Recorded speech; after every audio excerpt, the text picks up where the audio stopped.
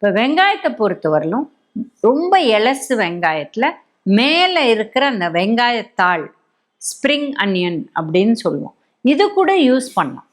இது வந்து சாலட்ல அப்படியே பச்சையாக நல்லா வாஷ் பண்ணிவிட்டு கட் பண்ணி யூஸ் பண்ணலாம். இது ரொம்ப ஹெல்த்தி. ஏன்னா இதில் வந்து நிறைய நார் சத்து இருக்குது, பச்சை கலர் இருக்கிறதுனால இதில் நல்ல ஆன்டி ஆக்சிடென்ட்ஸ் இருக்குது. அண்ட் இது வந்து ஹெல்த்தி. அதுவும் சாலடில் போடலாம். இல்லை ஏதாவது சூடாக பண்ணிவிட்டு மேலே எப்படி நம்ம பச்சை வெங்காயம் தூவோம் இல்லை, அந்த மாதிரி இந்த வெங்காயத்தாளை கூட துருவி நம்ம வந்து மேலே தூவி யூஸ் பண்ணலாம்.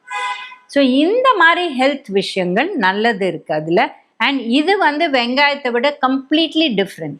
ஏன்னா அது ஒரு இலைனால இதில் அந்த விட்டமின் ஏ சத்து இருக்குது, பல விஷயம் அதில் இருக்குது ஹெல்த்தியாக. ஸோ நிறைய பேர் என்ன பண்ணுறாங்கன்னா, வீட்டில் சின்ன வெங்காயம் இல்லை பெரிய வெங்காயம் போட்டு வளர்த்துட்டு இதை கட் பண்ணி கூட ஃப்ரெஷ்ஷாக யூஸ் பண்ணுறாங்க. அப்போ தான் அதுக்கு பெஸ்ட்டு டேஸ்ட்டு.